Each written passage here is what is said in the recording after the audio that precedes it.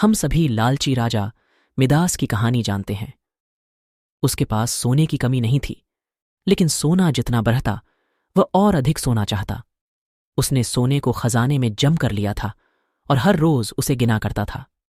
एक दिन जब वह सोना गिन रहा था तो एक अजनबी कहीं से आया और बोला, तुम मुझसे ऐसा कोई वरदान मांग सकते हो जो तुम्हें दुनिया में सबसे ज्यादा खुशी दे। राजा खुश हुआ और उसने कहा, मैं चाहता हूं कि जिस चीज को छूऊं वह सोना बन जाए। अजनबी ने राजा से पूछा, क्या तुम सचमुच यही चाहते हो? राजा ने कहा, हां। तो अजनबी बोला, कल सूरज की पहली किरण के साथ ही तुम्हें किसी चीज को छूकर सोना बना देने की ताकत मिल जाएगी। राजा ने सोचा कि वह सपना देख होगा, यह सच नहीं हो सकता। अगले दिन जब राजा नींद से उठा तो उसने अपना पलंग छुआ और वह सोना बन गया। वह वरदान सच था। राजा ने जिस चीज को छुआ वह सोना बन गई। उन्होंने खिड़की के बाहर देखा और अपनी नन्ही बच्ची को खेलते पाया। उसने अपनी बिटिया को यह अजूबा दिखाना चाहा और सोचा कि वह खुश होगी, लेकिन बगीचे में जाने से पहले उसने एक किताब पढ़ने की सोची। उसने जैसे ही उसे छुआ वह सोने की बन गई। वह किताब को पढ़ ही न सका। फिर वह नाश्ता करने बैठा। जैसे ही उसने फलों और पानी के गिलास को छुआ वे भी सोने के बन गए।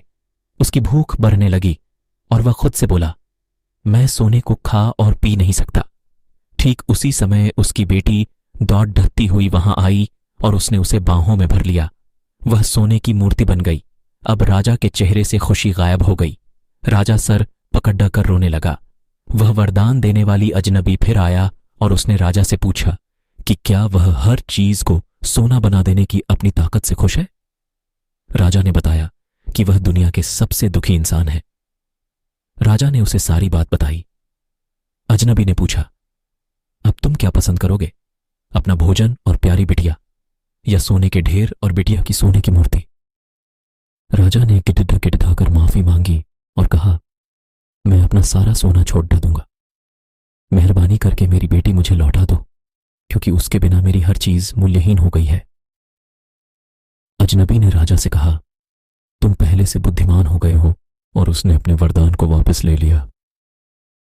राजा को अपनी बेटी वापस फिर से मिल गई और उसे एक ऐसी सीख मिली जिसे वह जिंदगी भर नहीं भूला।